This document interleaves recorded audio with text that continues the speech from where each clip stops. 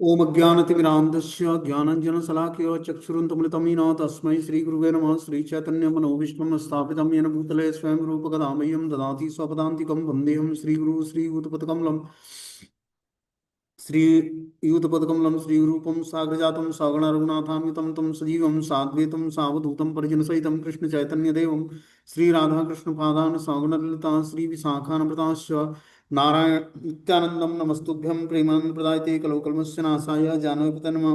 नमो महावदन्याय कृष्ण प्रेम प्रदायते कृष्णाय कृष्ण चैतन्य नामिने गौरभ्यसे नमः।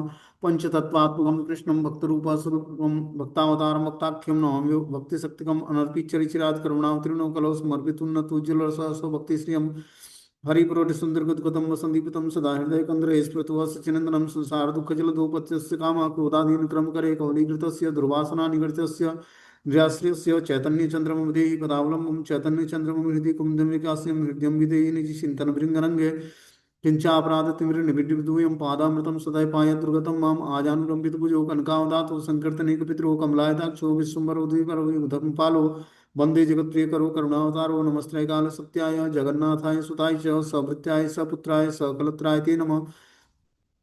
अतीर्णो साकरुण्यो परिचिन्नो सदस्वर श्रीकृष्ण चैतन्य नित्यानंद द्वय भ्रातरम भजे स्वजयत विशुद्ध विक्रमं कनकाभ्यं कमलायतीक्षणं वर्जाननं विलम्बटं खड्विज बहुधा भक्तिरसाविनर्तकं जयति जयतु देव कृष्ण चैतन्य चंद्रो जयति जयतु कीर्तितस्य नित्यापवित्रं जयति जयतु भृतस्य विश्वेश्वमूर्ति जयति जयतु नित्यत्व स्वरूप प्रियाणम् पंचतत्वात्मकं कृष्णं भक्तरूपस्वरूपकं भक्तावतारं भक्ताख्यं नमामि भक्तिशक्तिकं हे कृष्ण करुणा सिंधु दीनबंधु जगत्पतये गोपेश गोपिकाकांत राधाकांत नमस्तुते तप्त कांचन गौरांगे श्री राधे वृंदावनेश्वरी वृषभानुसुते देवी प्रणमामि हरिप्रिये वाञ्छाकल्पतरुवक्षा कृपा सिन्धुभ्येव च पतितानां पावनेभ्यो वैष्णवेभ्यो नमो नमः। जय श्री कृष्ण चैतन्य प्रभु नित्यानंद श्री अद्वैत गदाधर श्रीवासादि श्री गौर भक्तवृंद हरे कृष्ण कृष्ण कृष्ण हरे हरे हरे राम राम राम हरे हरे।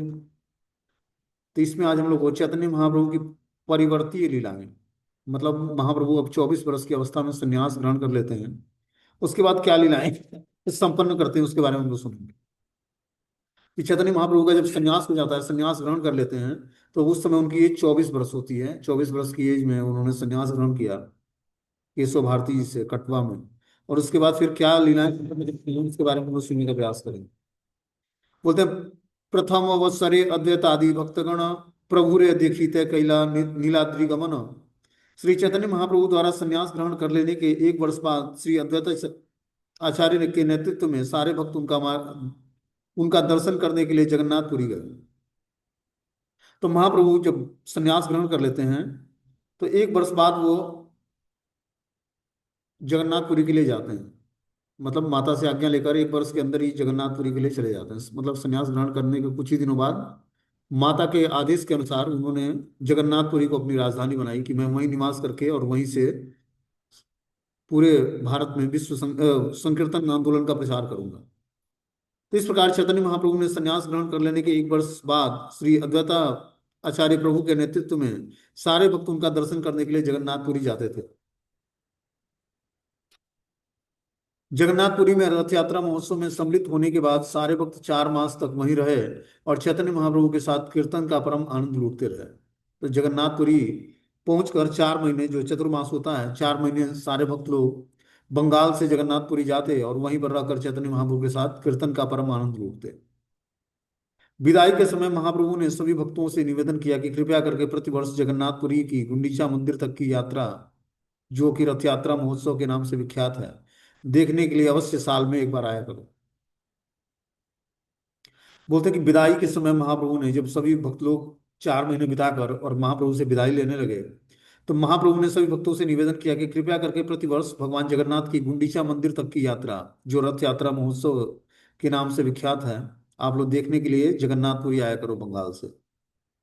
बोलते हैं सुंदरांचल में गुंडीचा नामक एक मंदिर है। भगवान जगन्नाथ, बलदेव और सुभद्रा को 3 रथों से पुरी स्थित मंदिर से सुंदरांचल स्थित गुंडीचा मंदिर तक खींच कर ले जाया जाता है। उड़ीसा में इस रथ यात्रा उत्सव को जगन्नाथ की गुंडीचा यात्रा के नाम से जाना जाता है। जहां अन्य लोग इसे रथ यात्रा उत्सव कहकर पुकारते हैं, वहीं उड़ीसा वासी इसे गुंडीचा यात्रा कहते हैं। तो ये मंदिर में जो रथ यात्रा होती है जगन्नाथ, बलदेव, सुभद्रा महारानी की, तो 3 रथ होते हैं और ये जो श्री मंदिर है, वहां से रथ खींचकर सुंदरांचल स्थित गुंडीचा मंदिर में ले आया जाता है। भगवान जगन्नाथ बलदेव सुभद्रा महारानी को गुंडीचा मंदिर जो है वृंदावन का सिंबल है, और जो श्री मंदिर है वो द्वारका का है। मतलब द्वारका से उनको वृंदावन लाया जाता है। इस भाव से रथ यात्रा होती है। और रथ यात्रा पर तीन अलग अलग रथ होते हैं, जिस पर जगन्नाथ बलदेव और सुभद्रा महारानी अलग अलग रथों पर बैठे होते हैं। ठीक है ना। और फिर श्री मंदिर से उनको खींचकर गुंडीचा मंदिर तक ले आया जाता है। बोलते हैं, प्रभु आज्ञाएं भक्त गण प्रत्यब्द आसिया, गुंडीचा देखिया यार प्रभुरा मिलिया। श्री चैतन्य महाप्रभु के आदेश का पालन करते हुए सारे भक्त प्रतिवर्ष उन्हें मिलने आते थे। वे जगन्नाथपुरी में गुंडीचा उत्सव देखने और 4 मास के बाद अपने घर लौट जाया करते थे। तो इस प्रकार जगन्नाथपुरी में गुंडीचा उत्सव देखने के लिए सारे भक्त लोग 4 महीने वहां रुकते, चतुर्मास तक, और घर लौट जाते फिर उसके बाद। लगातार 20 वर्षों तक इस प्रकार भेंट होती रही और स्थिति इतनी तीव्र हो गई कि महाप्रभु तथा भक्तगण एक दूसरे से मिलने बिना सुख से नहीं रह पा रहे थे।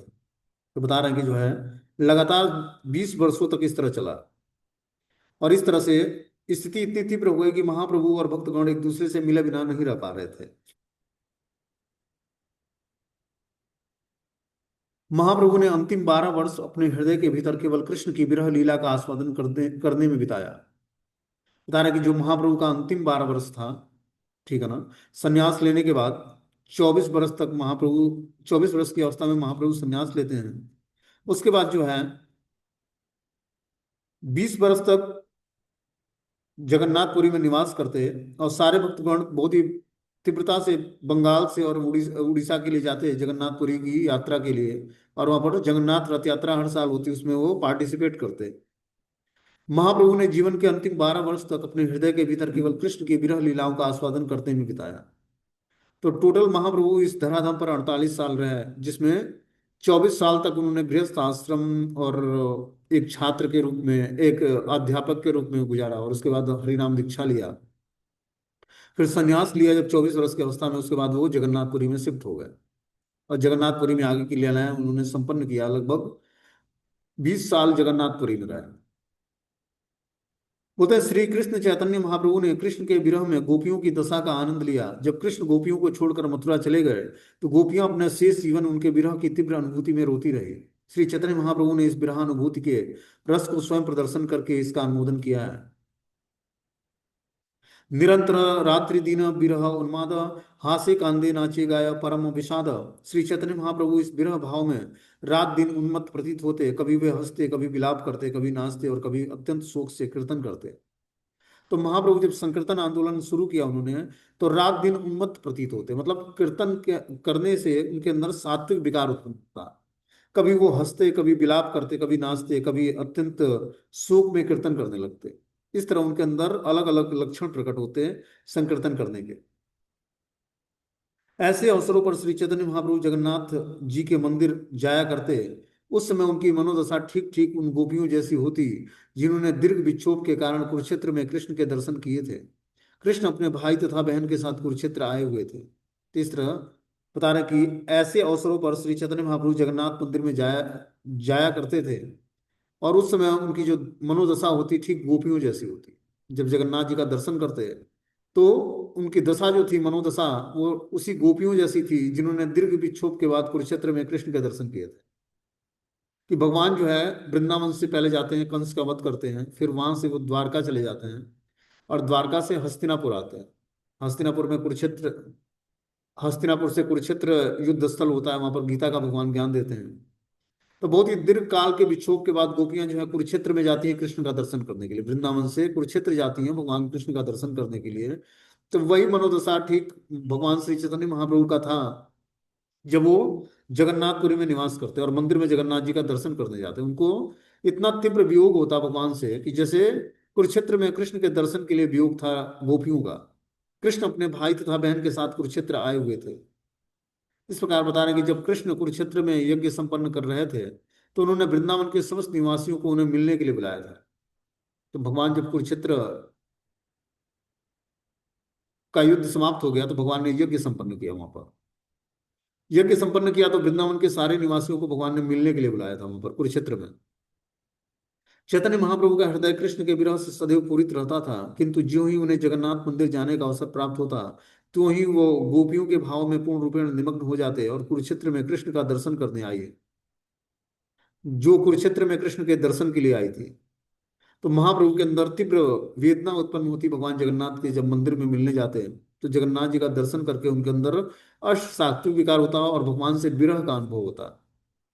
बोलते हैं कि जिस तरह गोपियों के भाव पूर्ण रूपेण निमग्न रहते भगवान में, जो कुरुक्षेत्र के कृष्ण का दर्शन करने आई थी, तो जो उनके अंदर भाव उत्पन्न होता, वही भाव जो है भगवान श्री चैतन्य महाप्रभु के अंदर उत्पन्न होता जब वो जगन्नाथ जी का दर्शन करने जाते हैं। अवसर प्राप्त होते ही उनके अंदर तीव्र वेदना उत्पन्न होती भगवान जगन्नाथ से मिलने की। रथ यात्रा के समय जब चैतन्य महाप्रभु रथ के आगे नृत्य करते थे, तो वे सदैव निम्नलिखित दो पंक्तियां गाते थे। जब रथ यात्रा शुरू होती तो महाप्रभु रथ के आगे नृत्य करते, तो क्या प्यार गाते, वो दो पंक्तियां गाते कि सईत प्राणनाथ पाइनु, यहार लागी मदन दहने झुरी गैनु। मैंने अपने प्राण के उस स्वामी को पा लिया है जिनके लिए मैं कामाग्नि में जल रहा था। मतलब महाप्रभु जब चैतन्य महाप्रभु जब रथ के यात्रा के आगे, रथ यात्रा जब होती तो रथ के आगे नृत्य करते और दो पंक्तियां गाते कि मैंने अपने प्राणनाथ स्वामी को पा लिया है जिनके लिए मैं कामाग्नि में जल रहा था।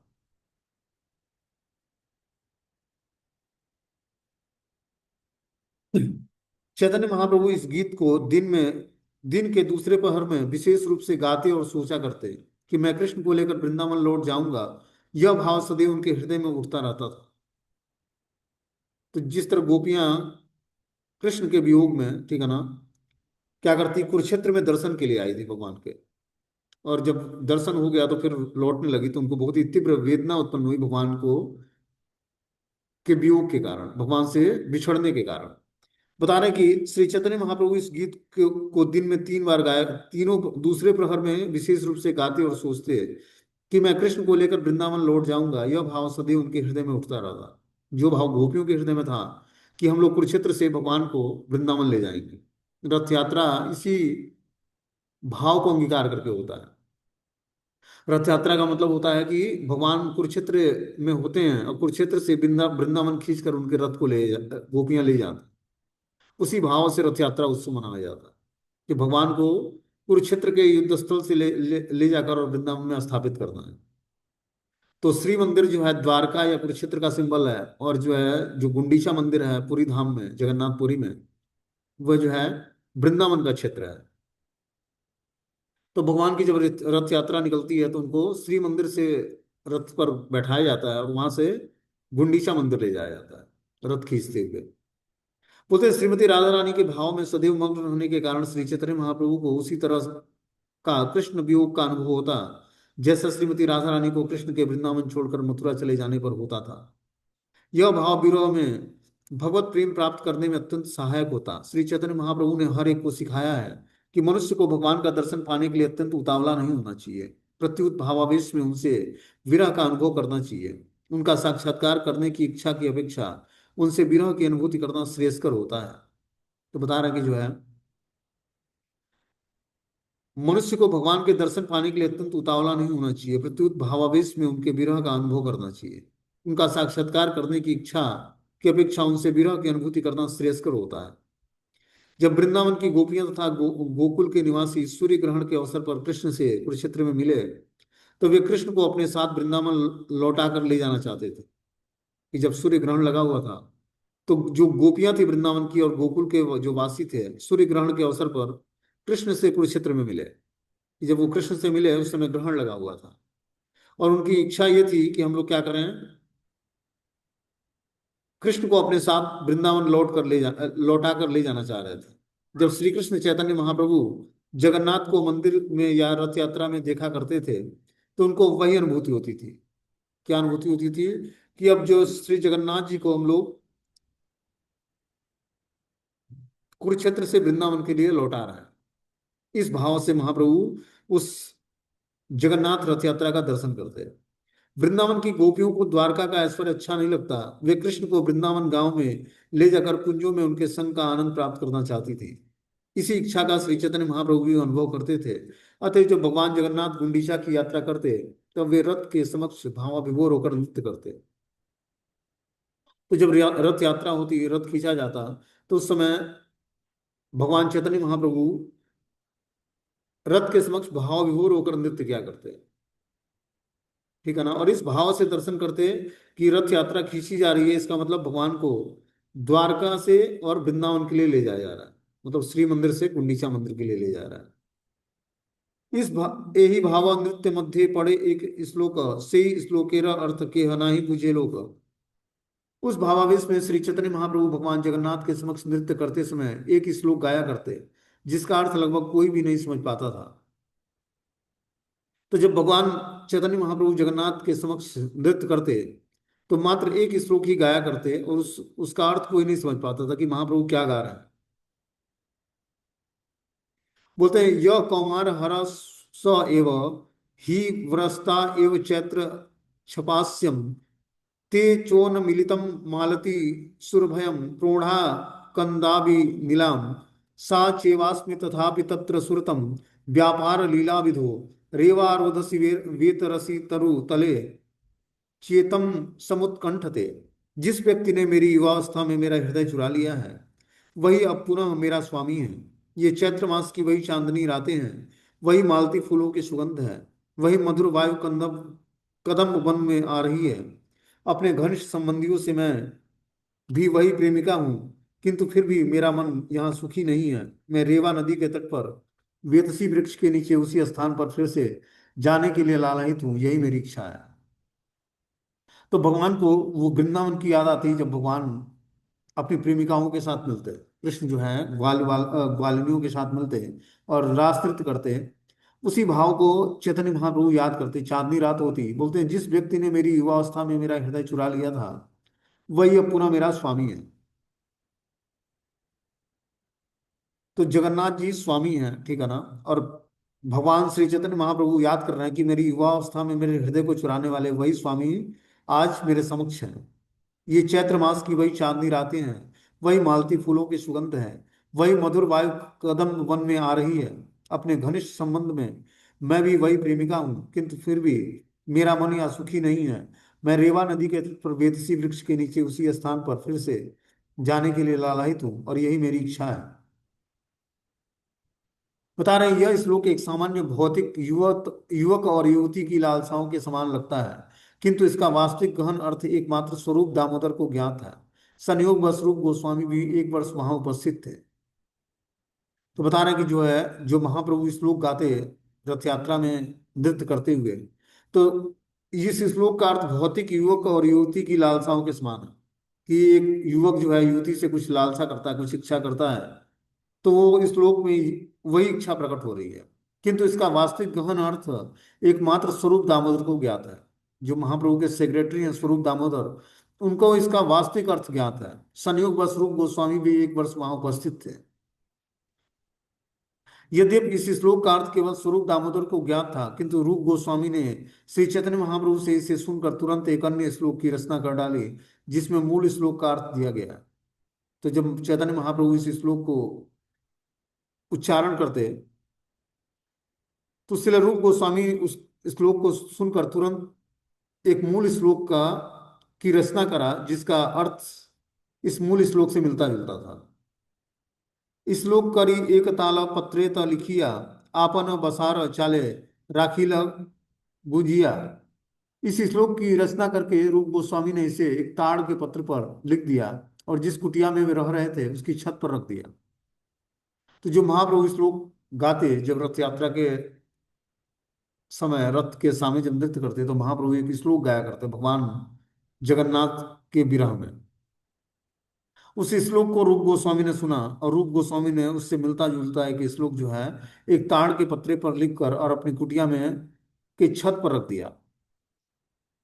इस श्लोक की रचना करके इसे अपने घर की छत पर रखने के बाद श्रील रूप गोस्वामी समुद्र में स्नान करने चले गए। इसी बीच श्री चैतन्य महाप्रभु ने उनसे मिलने उनकी कुटिया में आए। तो ये श्लोक रूप गोस्वामी लिखते हैं, और क्या करते हैं, अपने छत घर के छत के ऊपर उसी श्लोक को ताड़ के पत्ते पर लिख कर और छोड़ देते हैं सूखने के लिए, और समुद्र स्नान के लिए चले जाते हैं रूप गोस्वामी। इसी बीच श्री चैतन्य महाप्रभु उनकी कुटिया में उनसे मिलने आते हैं। विरोधी की स्थिति से बचने के लिए श्री हरिदास ठाकुर, श्री रूप गोस्वामी तथा श्री सनातन गोस्वामी ये तीनों महान भक्त जगन्नाथ मंदिर में प्रवेश नहीं करते थे, विरोध की स्थिति से बचने के लिए। विरोध की स्थिति क्या थी कि जो हरिदास ठाकुर थे मुसलमान परिवार के थे, और शिलारूप गोस्वामी और सनातन गोस्वामी मुसलमानों की सेवा किया करते थे, मतलब इनको वहां नौकरी करा था उन्होंने। अभी चैतन्य महाप्रभु से मिलने से पहले, उनको शरणागत होने से पहले, ये रूप और सनातन गोस्वामी मुसलमान शासक में वित्त मंत्री और प्रधानमंत्री थे। ठीक है ना। इस कारण से इन लोगों को लगता था कि हम लोग मुसलमानों की नौकरी किए हैं, तो हम लोग जगन्नाथ मंदिर में प्रवेश करने की योग्यता हमारे अंदर नहीं है। और हरिदास ठाकुर स्वयं मुसलमान परिवार में जन्म लिया था। इस विरोध की स्थिति से बचने के लिए हरिदास ठाकुर, शिलारूप गोस्वामी और सनातन गोस्वामी, ये तीनों महान भक्त जगन्नाथ मंदिर में प्रवेश नहीं करते थे। बोलते हैं आज भी जगन्नाथ मंदिर में यह प्रथा है कि जो लोग हिंदू धर्म नामक वैदिक संस्कृति का दृढ़ता से पालन नहीं करते, उन्हें मंदिर में प्रवेश करने नहीं दिया जाता। तो जो जगन्नाथ मंदिर है, जो व्यक्ति हिंदू धर्म का पालन नहीं करता, वैदिक संस्कृति का दृढ़ता से, उसे मंदिर में प्रवेश करने नहीं दिया जाता है। शिला हरदास ठाकुर, शिलारूप गोस्वामी और श्री सनातन गोस्वामी तो मुसलमान परिवार में ही जन्मे थे, और शिलारूप गोस्वामी तथा श्री सनातन गोस्वामी हिंदू समाज में अपना सामाजिक स्थान त्यागने के पश्चात मुसलमान सरकार में मंत्री नियुक्त हुए थे। तो ये जो सनातन गोस्वामी और रूप गोस्वामी थे, इन्होंने हिंदू समाज में अपनी सामाजिक स्थिति को त्याग करके और मुसलमान सरकार की में मंत्री पद पर नियुक्त हुए थे। यहाँ तक कि उन्होंने अपने नाम भी बदल दिए थे। इनका नाम पड़ा दबीर खास और साकर मलिक। इस तरह वे ब्राह्मण समाज से तथाकथित रूप से बहिष्कृत माने जाते थे, कि मुसलमानों की नौकरी करने के कारण इनको ब्राह्मण समाज से इनको बहिष्कृत कर दिया गया था। फलस्वरूप वे बिना बस जगन्नाथ मंदिर में प्रवेश नहीं करते। यद्यप श्री चैतन्य महाप्रभु के रूप में भगवान जगन्नाथ नृत्य ही उनसे स्वयं नित्य ही स्वयं उनसे भेंट करने जाते हैं। बता रहे हैं कि चैतन्य महाप्रभु के रूप में स्वयं भगवान जगन्नाथ ही दो तीनों लोगों से मिलने जाते हैं। सिद्ध बकुल में ये लोग रहते हैं, जो कि जगन्नाथपुरी में एक जगह है सिद्ध बकुल, वहीं हरिदास ठाकुर और रूप गोस्वामी और सनातन गोस्वामी तीनों जो है वहीं बैठकर भजन करते थे। और महाप्रभु प्रसाद ग्रहण करने के बाद चैतन्य महाप्रभु स्वयं इनको दर्शन देने जाया करते थे रेगुलर।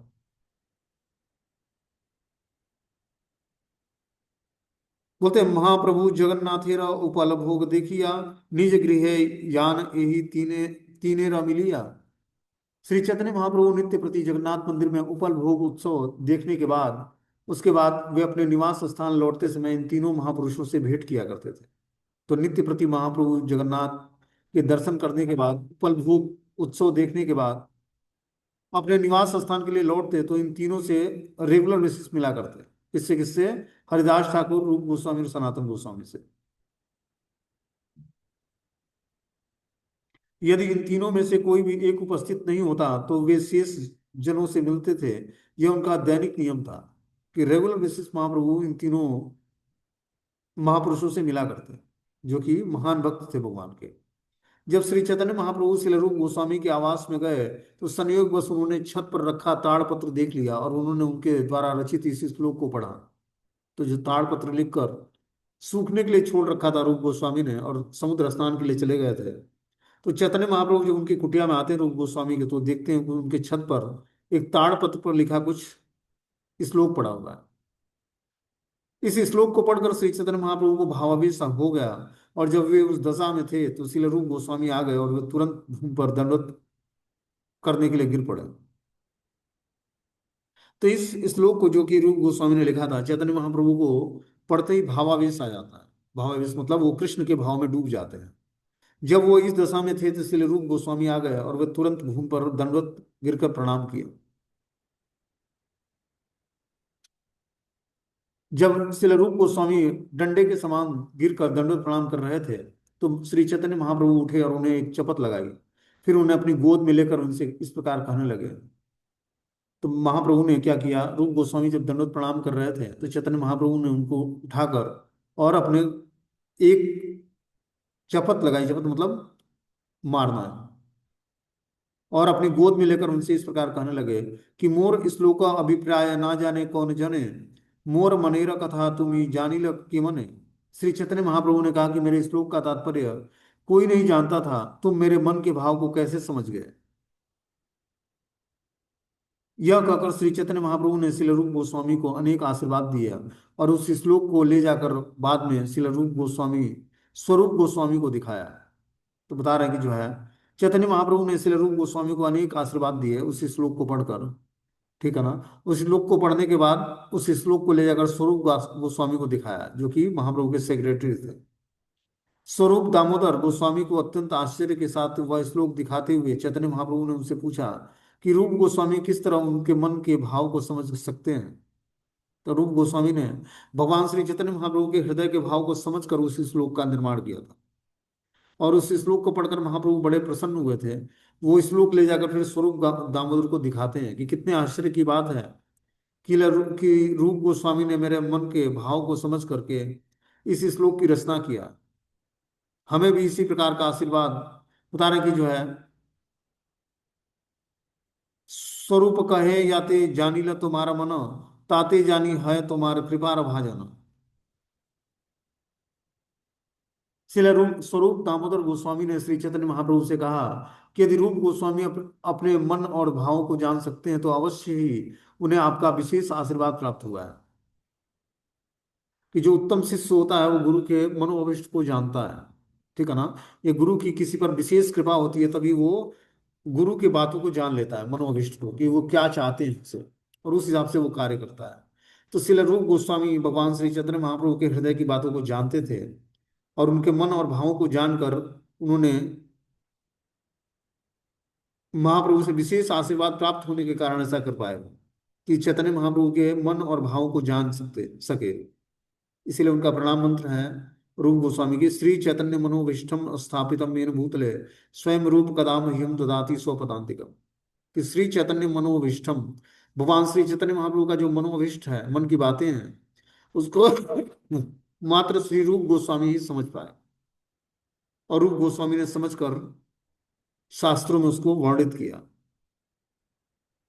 महाप्रभु ने कहा कि मैं रूप गोस्वामी से इतना प्रसन्न था कि मैंने उसका आलिंगन कर लिया और उसे भक्ति की विधि का प्रचार करने के लिए सारी आवश्यक शक्तियां प्रदान कर दिया। तो महाप्रभु रूप गोस्वामी से इतने प्रसन्न थे कि उन्होंने क्या किया, उनका आलिंगन किया और आलिंगन करके उन्हें भक्ति की विधि का प्रचार करने के लिए सभी आवश्यक शक्तियां प्रदान किया महाप्रभु ने। मैं श्री रूप गोस्वामी को भक्ति के गुह्य रस को समझने के लिए सर्वथा योग्य समझता हूँ और संस्तुति करता हूँ कि तुम उसे भक्ति के विषय में और आगे बतलाओगे। तो इस प्रकार महाप्रभु ने बताया कि श्री रूप गोस्वामी को भक्ति के गुह्य रस को समझने के लिए सर्वथा योग्य समझना चाहिए कि वही भक्ति के गुह्य रस को समझ पाए। किसकी कृपा से? श्री चैतन्य महाप्रभु की कृपा से। और संस्तुति करता हूँ कि तुम उसे भक्ति के विषय में और आगे बताओगे। मैं इन सब घटनाओं के बारे में बाद में विस्तार से बताऊंगा, यहाँ पर मैंने केवल संक्षिप्त वर्णन किया है। तो यहाँ पर कृष्णदास कविराज गोस्वामी बता रहे हैं कि ये जो लीलाएं हैं भगवान चैतन्य महाप्रभु के रूप गोस्वामी के साथ, इस लीलाओं का मैंने बहुत ही संक्षिप्त रूप से वर्णन किया है। आगे जो है आगे विस्तार से इसका वर्णन किया जाएगा। बोलते हैं, प्रियम सो अयम कृष्णम सहचरी कुरुक्षेत्र मिलित तथा हम सा राधा तदीदमुभयो संग सुखम तथाप्यंतम खेल मधुरम मुरली पंचमम जुसे मन्यो में कालिंदी पुलिन विपिनाय प्रहिष्य यति। इस प्रकार श्रीमती राधा रानी द्वारा कहा गया ये श्लोक, हे प्रिय सखी, अब मैं इस कुरुक्षेत्र में अपने अत्यंत पुराने और प्रिय मित्र कृष्ण से मिली हूँ। मैं वही राधा हूँ और अब हम मिल रहे हैं। ये अत्यंत सुखद है। किंतु अब भी मेरा मन यमुना तट पर वहां पर के वृक्ष वन के वृक्षों के नीचे बैठने के लिए लालायित है। मैं वृंदावन के वन के भीतर पंचम स्वर से गूंजने वाली उनकी मधुर मुरली की ध्वनि सुनने की इच्छुक हूँ। कि जो भगवान पंचम स्वर में मुरली वादन करते, वही मुरली वादन राधा रानी सुनने के लिए उत्सुक है। बोलते हैं कि हे प्रिय सखी, अब मैं कुरुक्षेत्र में अपने अत्यंत पुराने और प्रिय मित्र कृष्ण से मिली हूँ। मैं वही राधा रानी हूँ और अब हम फिर से मिल रहे हैं। ये अत्यंत सुखद है क्योंकि किंतु अभी भी मेरा मन यमुना तट पर वहां पर उपस्थित वन के वृक्षों के नीचे बैठने के लिए लालायित है। कि जब भगवान कृष्ण वृंदावन में थे तो राधा रानी क्या करती, यमुना तट पर वहां पर के वन के वृक्षों के नीचे बैठती कृष्ण के साथ वो लीलाएं वो स्मरण करती हैं कि मैं वृंदावन के वन के भीतर पंचम स्वर से गूंजने वाली उस मधुर मुरली की ध्वनि सुनने की इच्छुक हूँ।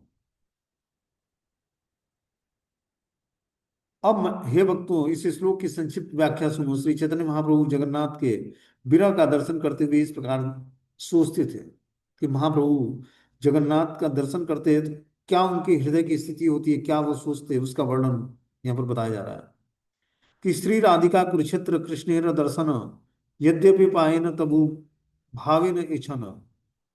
वे उन श्रीमती राधा रानी के विषय में सोच रहे थे जो कृष्ण से कुरुक्षेत्र में मिली थी। यद्यपि वे कृष्ण से वहां मिल चुकी थी, किंतु फिर भी वे उनके विषय में इस प्रकार सोच रही थी। तो यहाँ पर बता रहे हैं कि वे उन श्रीमती राधा रानी के विषय में सोच रहे थे जो कृष्ण से कुरुक्षेत्र में मिली थी। किंतु यद्यपि वे कृष्ण से वहां मिल चुकी थी, किंतु फिर भी वे उनके विषय में इस प्रकार सोच रही थी। राज वेसे हाथी घोड़ा मनुष्य गहन, कहाँ गोप वेसे कहाँ निर्जन वृंदावन।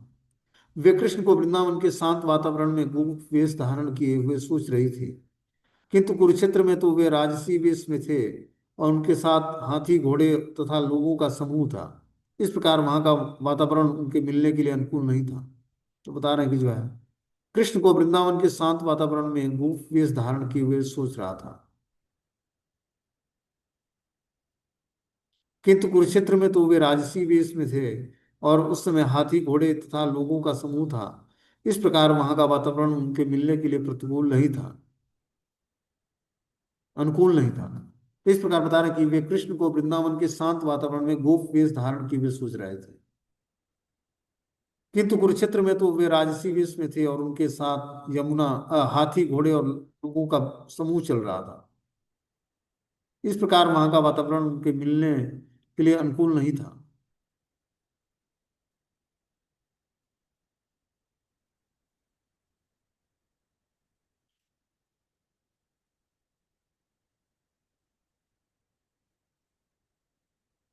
गोपियां इस प्रकार बोली कि हे कमल पुष्प जैसे नाभि वाले प्रभु, आपके शरण कमल इस भौतिक अस्तित्व रूपी गहरे कुएं में गिरे हुए व्यक्ति के लिए एकमात्र आश्रय है। आपके चरणों की पूजा और ध्यान बड़े बड़े योगियों तथा विद्वान दार्शनिकों द्वारा किया जाता है।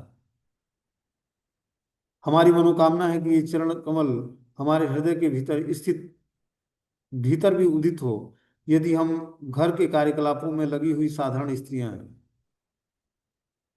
तो बता रहे हैं कि गोपियां इस प्रकार बोलना शुरू करती हैं कि हे कमल पुष्प जैसी नाभि वाले प्रभु, आपके चरण कमल इस भौतिक अस्तित्व रूपी गहरे कुएं में गिरते हुए व्यक्तियों के लिए एकमात्र आश्रय स्थल है। आपके चरणों की पूजा एवं ध्यान बड़े बड़े योगियों तथा विद्वान दार्शनिक द्वारा किया जाता है।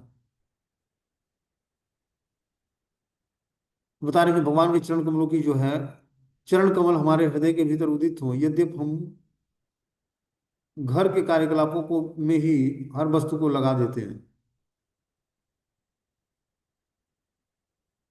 गोपियों ने सोचा, हे प्रभु, यदि आपके चरण कमलों का हमारे वृंदावन में स्थित घरों में भी पादार्पण हो तो हमारी मनोकामना पूरी हो जाएगी। तो वो जो गोपियां थी उन्होंने प्रभु से निवेदन किया कि यदि आपके चरण कमल हमारे वृंदावन में स्थित घरों में भी पादार्पण हो जाता है तो हमारी समस्त मनोकामनाएं पूर्ण हो जाएंगी। बोलते श्रील भक्ति सिद्धांत सरस्वती ठाकुर ने अपने कृत्य अनुभाष्य में टीका की है कि गोपियां निष्काम भाव से पूर्णतः भगवान की सेवा में लगी हुई थी। वे न तो कृष्ण के ऐश्वर्य से न ही कृष्ण को भगवान समझकर उनसे आकर्षित हैं। गोपियां स्वाभाविक रूप से कृष्ण से प्रेम करने के लिए उन्मुख थी, क्योंकि वे वृंदावन गांव के एक आकर्षक युवक थे। ग्रामीण बालिका होने के कारण गोपियां को क्षेत्र में अत्यंत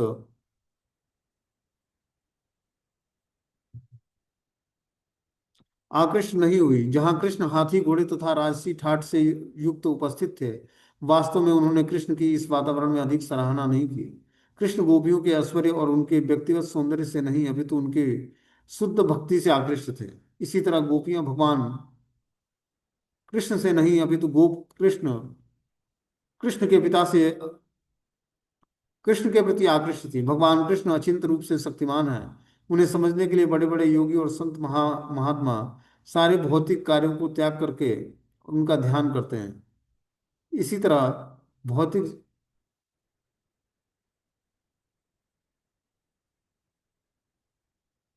बता रहे इसी तरह बड़े बड़े योगी और संत महात्मा सारे भौतिक कार्यकलापों को त्याग कर उनका ध्यान करते हैं। इससे धीरे धीरे भौतिक रोगों से मुक्ति प्राप्त हो जाती है। और ऐश्वर्य की वृद्धि चाहने वाले, परिवार का भरण पोषण करने वाले और इस संसार से मुक्ति चाहने वाले लोग पूर्ण पुरुषोत्तम भगवान की शरण में आते हैं।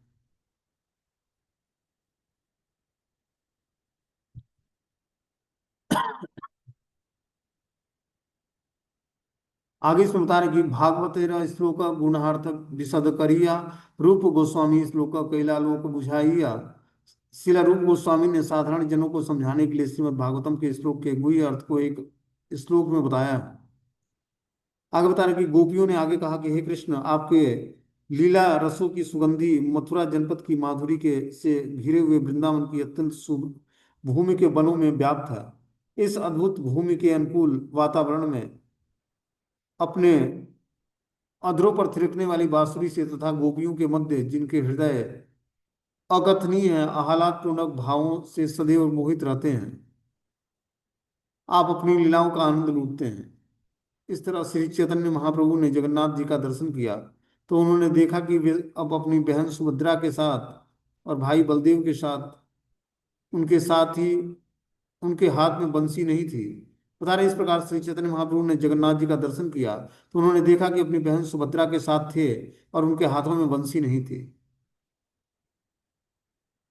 त्रिभंग सुंदर ब्रजेंद्र नंदन, कहाँ पाइब यही वांछा बड़े अनुक्षण। गोपियों ने हर्षोन्माद भाव से मग्न होकर श्री चैतन्य महाप्रभु को अपने आदि स्वरूप वृंदावन में त्रिभंगी शरीर के कारण अत्यंत सुंदर लगने वाले नंदन कृष्ण रूप में देखना चाहते थे। इस रूप का दर्शन करने के लिए ही उनकी इच्छा निरंतर बढ़ती जा रही थी। कि जो शिव जी हैं, उनकी इच्छा ऐसी थी कि वो कृष्ण के दर्शन के लिए जो है 24 घंटे दर्शन करने के लिए उनकी इच्छा जाहिर करती हो। राधिका उन्माद इच्छे उद्धव दर्शने, उद्धरणा प्रलाप तेचे प्रभुर रात्रि दिन। जिस प्रकार श्रीमती राधा रानी ने उद्धव की अनुपस्थिति में एक भौरे से असंगत रूप में प्रलाप किया था, उसी तरह श्री चैतन्य महाप्रभु भावावेश में उन्मत्त की तरह असत्संग का त्याग किया था।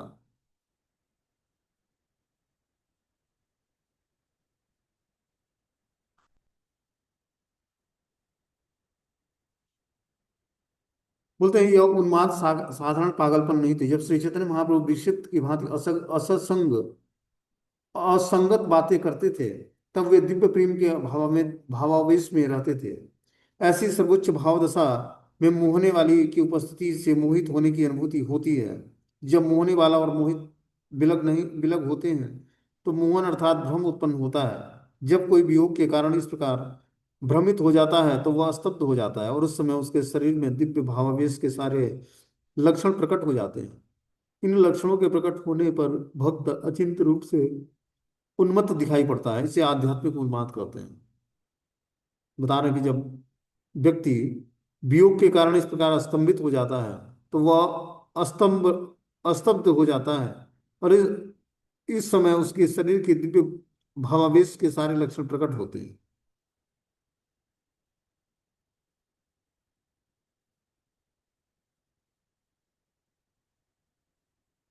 इस अवस्था में काल्पनिक वार्तालाप नहीं करके उन्मत्त व्यक्ति की सी अनुभूति होने लगे।